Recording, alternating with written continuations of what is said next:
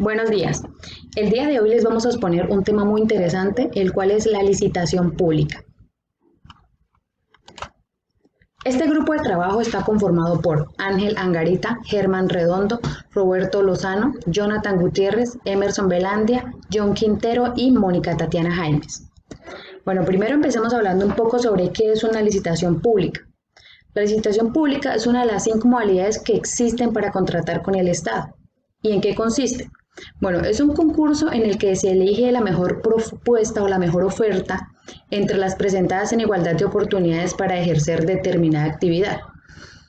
Según estadísticas, la licitación pública es una de las menos usadas, pero pues debería ser una de las que más se usa en la contratación. ¿Quién es la entidad encargada de realizar las licitaciones en Colombia? Pues esa entidad es el gobierno, él es el responsable de esas compras. ¿Por qué es importante licitar? Bueno, el Estado es el promotor de desarrollo y el sector privado es el impulsador de ese desarrollo. El Estado solo planifica y distribuye el presupuesto para que el sector privado sea quien ejecute los proyectos. Bueno, ¿hay un valor límite para licitar? No, no existe límite para licitar. Existen licitaciones desde 5 millones de pesos hasta muchos billones, como por ejemplo el Metro de Bogotá, que está por 15 billones de pesos. Bueno, ¿quiénes pueden contratar con el Estado? Las personas naturales que tienen la posibilidad de obligarse por sí mismas sin autorización de otra persona. Las personas jurídicas cuya capacidad se limita al desarrollo de su objeto social. Los consorcios y las uniones temporales, las sociedades de proyectos o asociaciones futuras. ¿Qué documentos necesito para presentar una licitación? Bueno, es muy importante tener en regla estos documentos para que pues mi postulación no se pierda. Entonces debo tener Cámara de Comercio no mayor a 30 días, cédula del representante legal, registro mercantil, certificado de pago de aportes de seguridad social, certificado de procuraduría, certificado de contraloría y el RUP, que es el registro único de proponentes.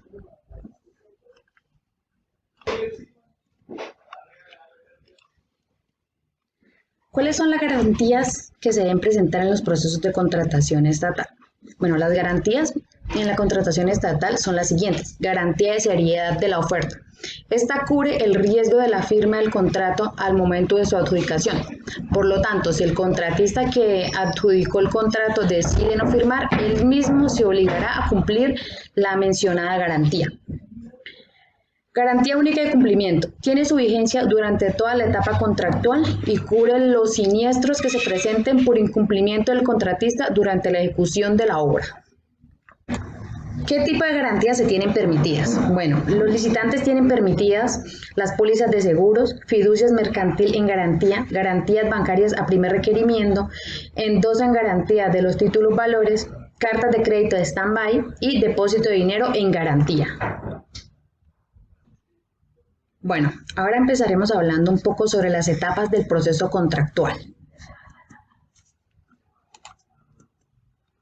Primera etapa, planeación de la contratación pública. Bueno, cada entidad en enero hace un plan de lo que se va a gastar durante todo el año. Esto se llama el plan anual de adquisiciones. No necesariamente se cumple, pero más o menos da una idea de lo que las entidades están dispuestas a comprar para ese año en servicio. Bueno, se deben fijar los requerimientos de la contratación, tales como la identificación de la necesidad del contrato, los recursos presupuestales disponibles para su financiación, su ajuste al plan de necesidades y al plan de compras, y la elaboración y alcance de los estudios y diseños previos. Esos diseños y estudios previos son técnicos, económicos y jurídicos. Bueno, seguimos con la segunda etapa. Publicaciones del proyecto de pliegos y convocatoria pública. ¿Qué es el proyecto de pliegos? Bueno, el proyecto de pliegos, como su nombre lo indica, es un proyecto de lo que serán los pliegos de condiciones finales. Se presentan al público para que todos los interesados lo conozcan, lo estudien y de esta manera hagan todas las observaciones y preguntas que consideren del caso. En este proyecto se debe hacer lo más cercano posible al pliego definitivo y abarca el contenido integral del futuro pliego de condiciones. Debe contener toda la información y todas las reglas del juego. Los pliegos de condiciones son unos documentos muy importantes porque ellos contienen toda la información necesaria para que el proyecto llegue a buen fin de acuerdo con los planos constructivos del mismo. Indica las condiciones generales del trabajo, la descripción y las características de los materiales que se van a utilizar. También en ese pliego encontramos los planos constructivos y la localización de la obra o servicio. También señala los derechos, obligaciones y responsabilidades que las partes deben cumplir al estar a cargo de ese contrato. Señala asimismo cómo se desarrollará el trabajo y cómo se resolverán los conflictos que puedan surgir. Normalmente los pliegos de condiciones de obra se dividen en varias partes, siendo las más usuales las siguientes. Pliego de condiciones generales. Esta parte del documento debe incluir la descripción general del contenido del proyecto, los criterios o aspectos normativos, legales y administrativos a considerar por las empresas que intervengan, lista de planos que componen el proyecto y demás documentos necesarios para la inscripción de ese contrato.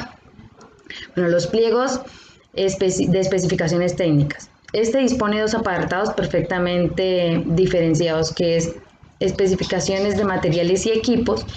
Deben estar bien definidos todos los materiales, equipos, maquinaria e instalaciones que se van a utilizar en este proyecto. La definición se hará en función de códigos y reglamentos reconocidos. Especificaciones, normas y reglas que nos rigen. El segundo es las especificaciones de ejecución. En este apartado del pliego se hace constar cómo será realizado el proyecto, es decir, su proceso de fabricación, construcción y partiendo de los materiales que serán utilizados. ¿Cómo obtienen los contratistas información sobre los procesos de contratación de las entidades estatales? Bueno, la publicación de los procesos de contratación se debe hacer en el Sistema Electrónico para la Contratación Pública SECOP a través del Portal Único de Contratación www.colombiacompra.gov.co. En esta página se puede saber qué, cómo, cuándo y cuánto está comprando el Estado. Cualquier persona puede ingresar a esta página y puede ver qué está comprando el Estado y puede saber qué contratos firmó el Estado y qué contratos están ejecutando. ¿Cuáles son los plazos para realizar las publicaciones? El proyecto de pliego de condiciones se publicará con 10 días hábiles de antelación a la fecha del acto que ordena su apertura. Esto en el caso de la licitación. La publicación del proyecto de pliego de condiciones no genera obligación para la entidad de dar apertura al proceso de selección.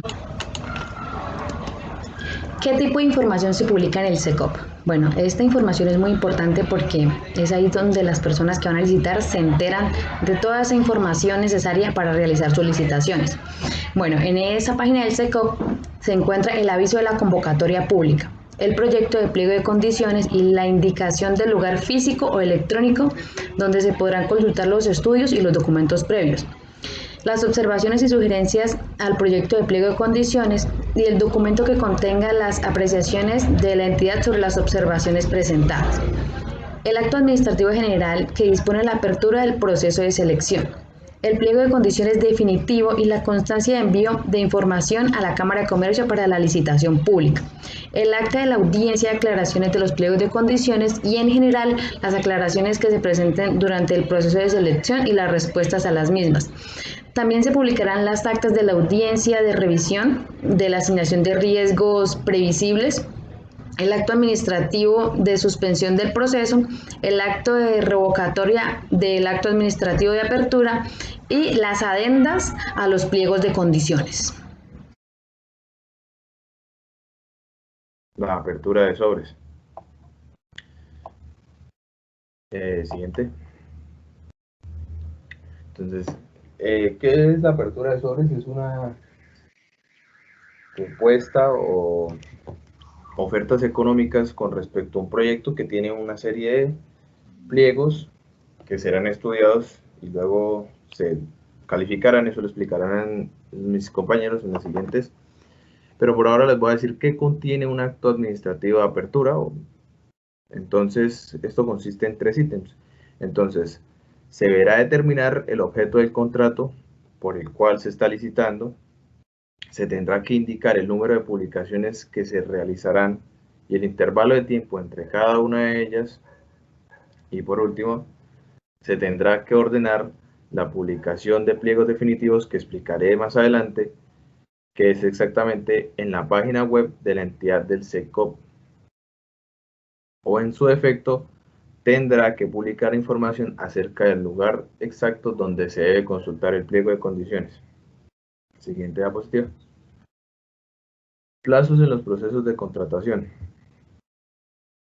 Entonces, los plazos dentro de la etapa de selección de un proceso de contratación son proclusivos y perentorios. ¿Qué es perentorio? Que tiene una única fecha para entregar y no hay prórrogas de esta entrega. Razón por la cual, una vez el proceso de contratación ha sido formalmente abierto, las modificaciones al cronograma solamente pueden realizarse mediante una adenda. Una adenda es adición a un escrito, pero con días de anticipación. Entonces, existen ciertos plazos que por mandato legal las entidades estatales deberán respetar esto, tales como, existen ciertos plazos que por mandato legal las entidades estatales deben respetar estos términos, tales como el plazo mínimo entre la apertura formal del proceso de contratación y el día de recepción de ofertas cuando un proceso está cubierto por un acuerdo comercial. Este es un plazo que se da en mínimo de 10 días. Los interesados tienen unos plazos para hacer observaciones a los borradores de los documentos del proceso, dependiendo de la modalidad de selección. En una licitación pública tienen un plazo mínimo de 10 días hábiles también. En una licitación pública, las entidades estatales, dentro de los 3 días hábiles siguientes al inicio del plazo para la presentación de propuestas y a solicitud de cualquiera de las personas interesadas en el proceso, se celebrará una audiencia con el objeto de precisar el contenido y alcance de los pliegos de condiciones, de lo cual se levantará un acta suscrita por los intervinientes, y en la misma audiencia se revisará la asignación de riesgos. Y por último, igualmente, el numeral cuarto del artículo 30 de la ley 80 del 93 define que para expedir adendas, de lo que hablábamos arriba, el cual, tratándose de licitación pública, es de 3 días hábiles anteriores al vencimiento del plazo o de cierre para presentar ofertas. Sin embargo, si la entidad no contempla este término dentro de su cronograma, la consecuencia es que no podrá modificar los documentos dentro del proceso. Es decir, esta regla no obliga a las entidades a definir un plazo mínimo entre fecha de publicación del acto de apertura y entrega de propuestas, sino que en el caso de prever que esta etapa se requiera modificaciones, no podrá hacerlo a menos de contar con el término de 3 días hábiles anteriores a este. Siguiente diapositiva. ¿Qué es un pliego de condiciones definitivo? Entonces, es el acto jurídico fundamental para entrar a regular una relación contractual y que se tiene como futuras entre las partes. Los pliegos de condiciones definitivos son lo mismo que los proyectos de pliegos, pero ajustados conforme las observaciones y complementaciones hechas por los particulares que la entidad contratante desea adoptar. En el pliego de condiciones deberá establecerse un término por medio del cual las entidades deban dos cosas. Primero, evaluar propuestas, y dos, solicitarle a los proponentes las aclaraciones y explicaciones que la entidad considere indispensables.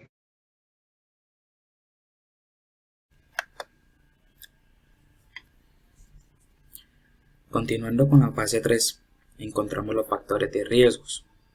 Luego de la aprobación, los pliegos de condiciones y la resolución del proceso hecha por el ordenador de gasto, se lleva a cabo el proceso de selección, que son los factores y criterios que se tendrán en cuenta para la evaluación y la adjudicación del contrato. Durante el plazo de ejecución del contrato se pueden presentar diferentes factores de riesgo, como cambios en circunstancias económicas, políticas o sociales, que pueden llevar a que no se cumplan los flujos y resultados esperados y alterando el equilibrio económico de las prestaciones.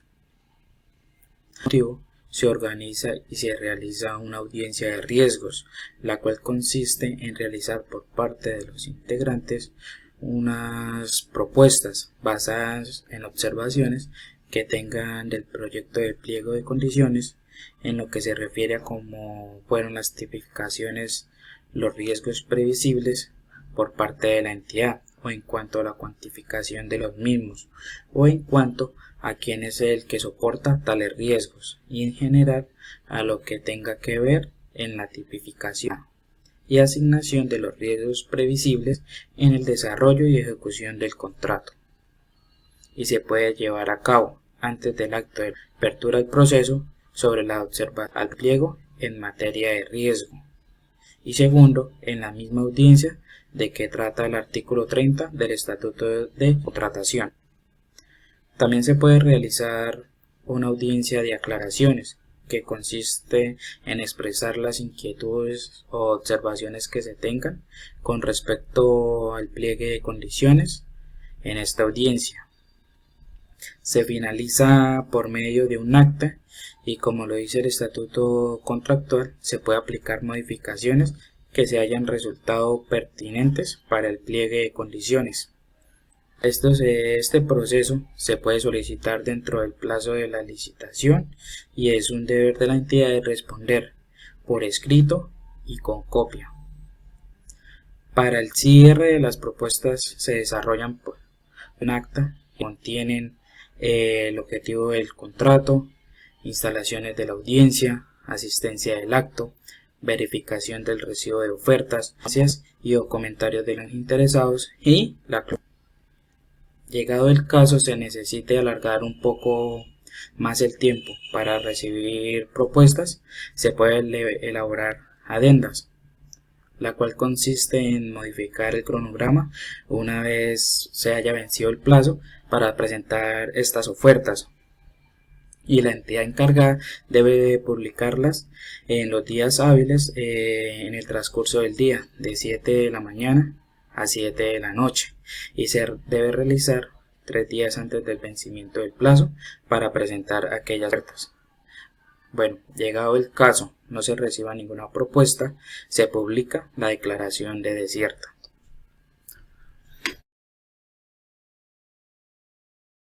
Buenos días, mi nombre es Jonathan Camilo Gutiérrez Cartagena. También soy integrante del grupo de licitación pública y les vengo a hablar sobre la evaluación de las propuestas.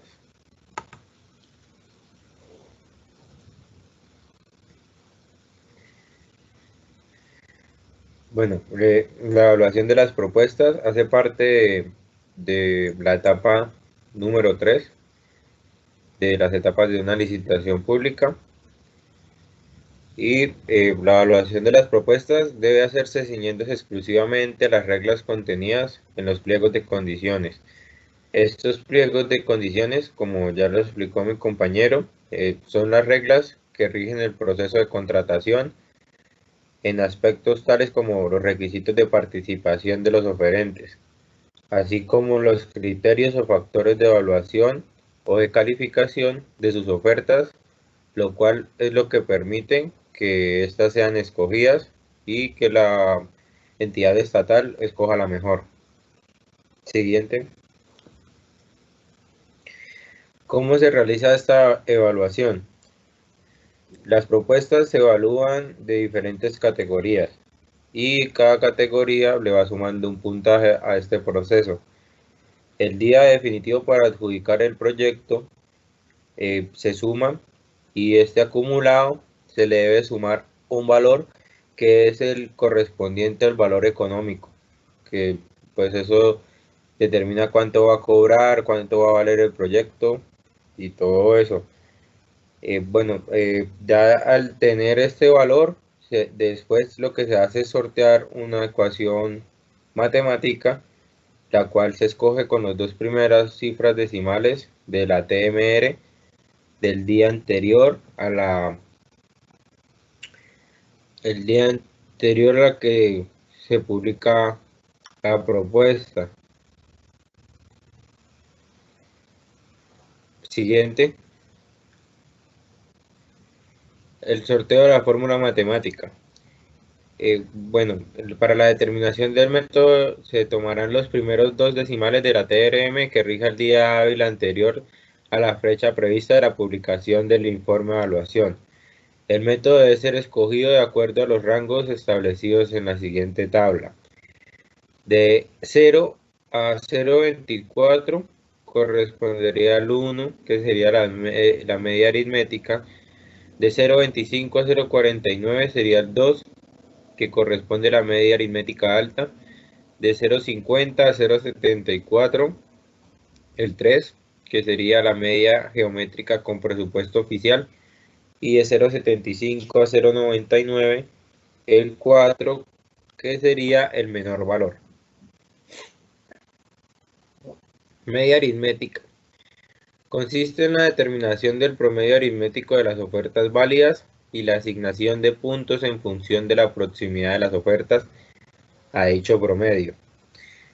Como podemos ver, x es igual a media aritmética, x sub i al valor de la oferta sin decimales, y n es el número total de las ofertas válidas presentadas.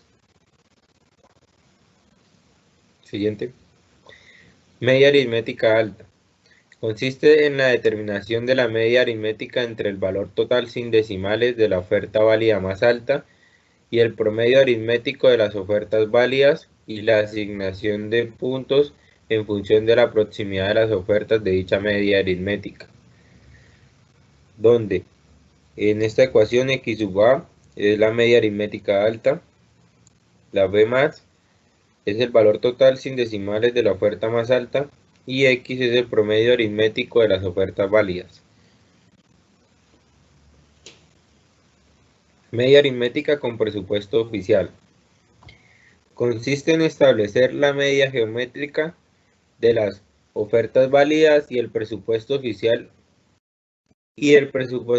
un número determinado de veces y la asignación de puntos en función de la proximidad de las ofertas a dicha media geométrica, como resultado de aplicar las fórmulas que se indican en la siguiente tabla.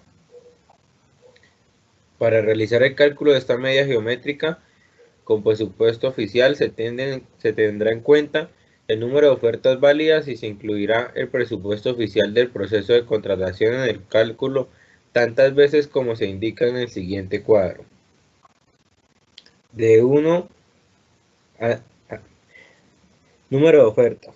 De 1 a 3 se incluirá una vez el presupuesto oficial.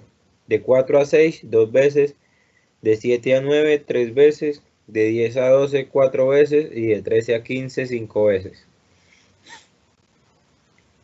Y se incluirá en esta ecuación, donde el GPO sería la media geométrica con presupuesto oficial y el N sub V es el número de veces que se incluye el presupuesto oficial.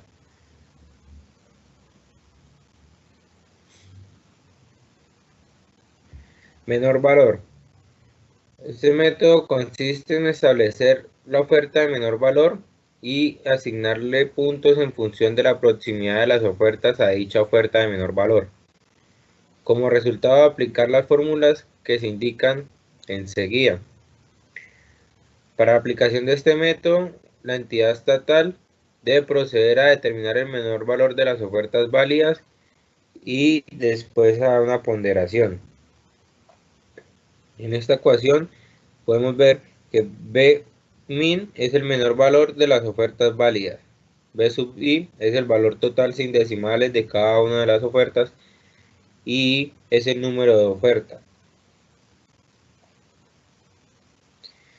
Bueno, en dado caso de que dos o más oferentes se encuentren en empate, se deberá realizar cierto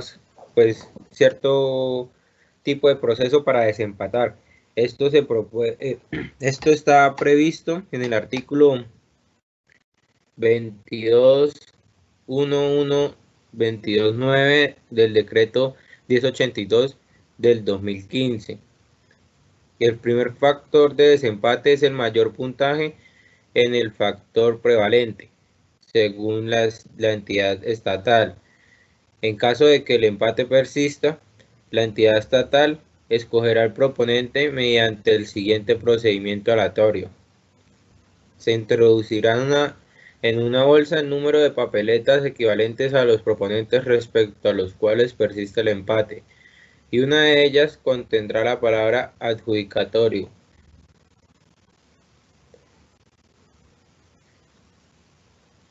B.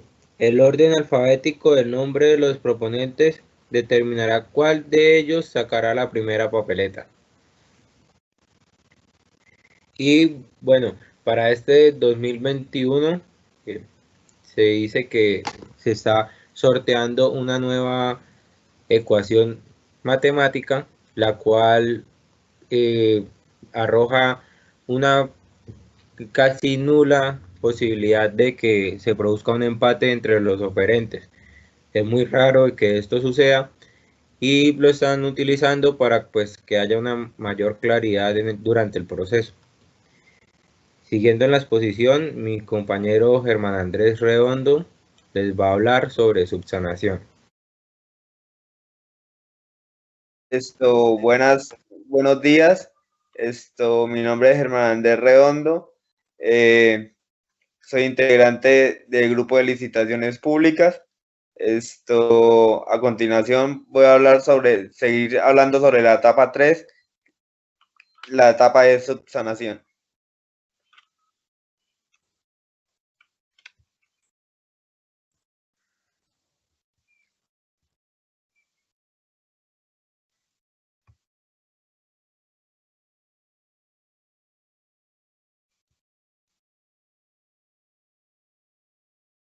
Subsanación.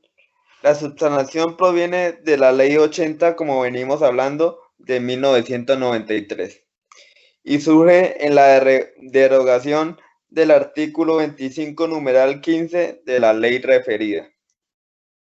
Esta etapa de subsanación tiene un máximo de 10 días, pero cada entidad que abre licitación, cada entidad pública que abre licitación, tiene la autonomía de decidir si quiere que sean 7 días hábiles o 3 días hábiles el periodo de subsanación, pero el máximo de ellos son 10 días hábiles.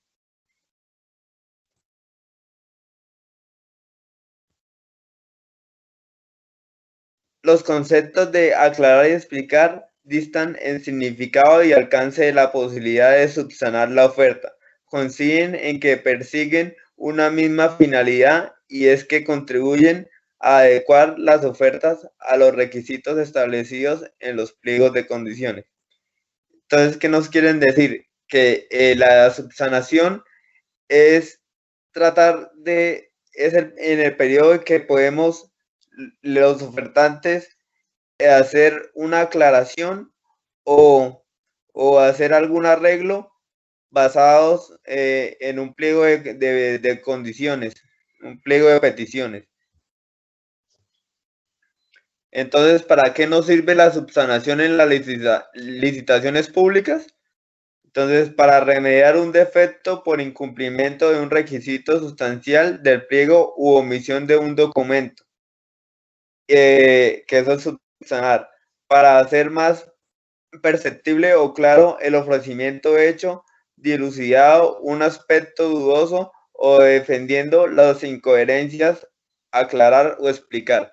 Entonces, un ejemplo de subsanar es, antes pedían Contraloría o Procuraduría. A veces lo piden según el pliego de condiciones, y si uno se le olvidó se le mandar en ese tiempo de subsanación, en ese periodo, pues lo podríamos mandar. Otro ejemplo podría ser que uno diligenció mal el formato del consorcio. Entonces, pues en ese periodo lo podríamos rectificar.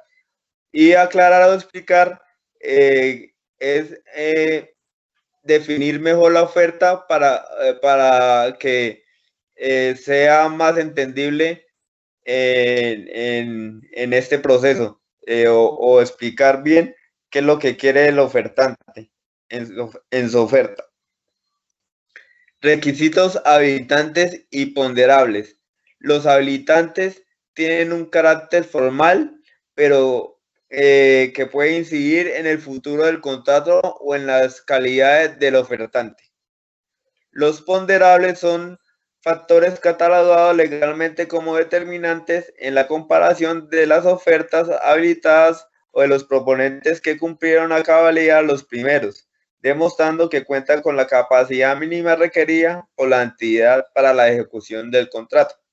Entonces, ¿qué quiere decir esto? La conclusión de lo subsanable. Los habilitantes son los subsanables, que corresponden a aquellos requisitos que no otorgan puntaje. O sea, como vuelvo les digo, o sea, son documentación que no nos afectan en la puntuación porque estamos compitiendo contra otros ofertantes. Y los ponderables son aquellos que no son subsanables, pues quiere decir como los requisitos de experiencia, de números de contratos a determinados años. Eso no es modificable, eso no es subsanable. ¿Por qué? Porque esto nos da puntaje respecto a los otros competidores, hacia los otros ofertantes. Entonces, eso no es permitido, eso no es subsanable. Bueno, siguiendo con la etapa 3 tenemos lo que es la publicación de la evaluación. Entonces, en esto tenemos que tener en cuenta el proceso una vez evaluado las propuestas, y estas se deben distinguir de dos hipótesis, lo cual la primera hipótesis es licitaciones públicas para seleccionar contratistas de obra pública, y la otra sería cualquier otra licitación pública. Entonces, para licitación pública, para seleccionar contratistas de obra pública, tenemos que conocer lo que es la ley, el artículo primero de la ley de 1882 de 2018, y también el parágrafo 3 del artículo 30 de la ley 80 de 1993, donde la entidad pues debe publicar el informe de la evaluación relacionado y también los documentos de los requisitos habilitantes y los requisitos también de objeto de puntuación, diferentes a los que están en la oferta económica. Dentro del plazo establecido en el pliego de condiciones, este informe debe ser publicado en el SECOP por 5 días hábiles, término durante el cual pues los proponentes podrán presentar sus observaciones y, de ser necesario, entregar la documentación e información adicional requerida por la entidad. Ya si se vencen los términos antes del referido, la entidad estatal pues debe pronunciarse sobre las observaciones si es que presentan, y publicará el informe final de la evaluación de los requisitos habilitantes y los requisitos objeto de puntuación, distinto a los de la oferta económica. Y para la segunda hipótesis, que es cualquier otra licitación pública, la entidad correrá traslado del informe de evaluación, el cual permanecerá en la Secretaría por un término de 5 días hábiles, según lo provea el numeral 8 del artículo 30 de la Ley 80 de 1993. Además, también debe publicarse en el SECOP. Los oferentes podrán presentar las observaciones pertinentes sin que puedan complementar, adicionar, modificar o mejorar sus propuestas. Esta instancia está prevista para corregir errores en la evaluación, y su fin esencial es hacer ver a la entidad los errores que puede haber cometido en procura de corregirlos, y pues así adoptar la decisión que realmente se ajusta al derecho. Por otro lado, en cualquiera de las dos hipótesis venció el término para presentar las observaciones del informe de evaluación, empieza a correr el plazo para adjudicar el contrato, que hace referencia a la oportunidad que tiene la entidad para seleccionar o escoger la mejor oferta, cuyo término, pues según el numeral 7 del artículo 30 de la Ley 80 de 1993, es de libre configuración del pliego de condiciones. Entonces, por lo cual podrá establecerse en días hábiles o calendarios, ya que la norma no define la forma como deben contabilizarse. Durante el lapso se resuelven las observaciones presentadas por los oferentes, es decir, pues la entidad responderá las observaciones durante esta oportunidad y además a más tardar hasta el momento de la adjudicación.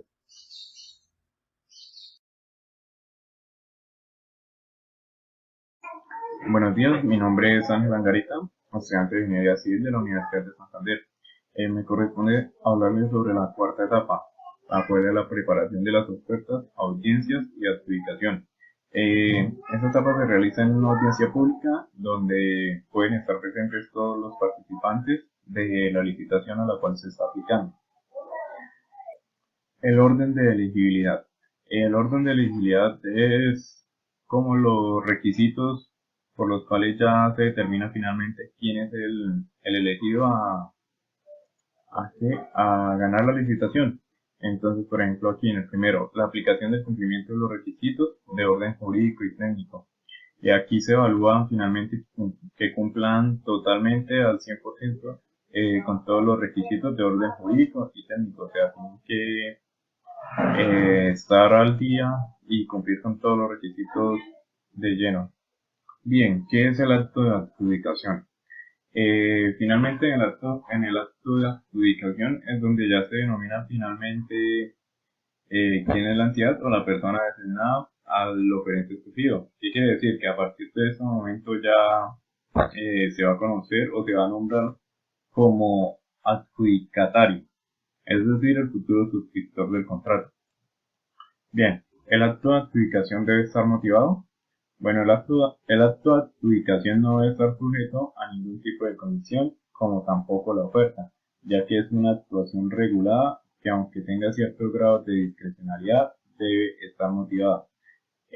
Aquí deben plasmarse los motivos que llevaron a la entidad a escoger la mejor oferta y, o sea, tratar de ser lo más claros y para que no se generen conflictos con los demás proponentes. Bien, ¿qué es la suscripción del contrato? Si el adjudicatario no suscribe el contrato dentro del término que se haya señalado, se le hace exigible la póliza de seriedad que constituyó previamente en calidad de sanción, sin perjuicio de que procedan las acciones correspondientes al reconocimiento de los perjuicios no cubiertos por el valor de los depósitos o la garantía. A esto es a lo que hace referencia la suscripción del contrato.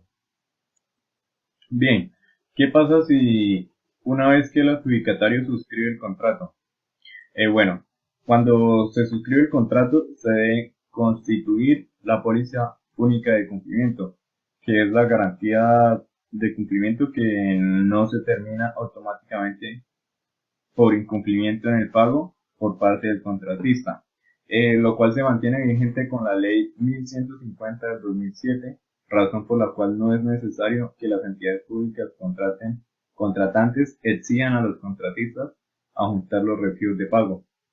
Acorde a esta ley es que las entidades públicas no interfieren en ese tema de los recibos de pago. La liquidación del contrato. La liquidación del contrato tiene como propósito hacer un ajuste final de cuentas y de finiquitar el negocio mediante el reconocimiento de saldos a favor de alguna de las partes o de declararse a paz y salvo según el caso.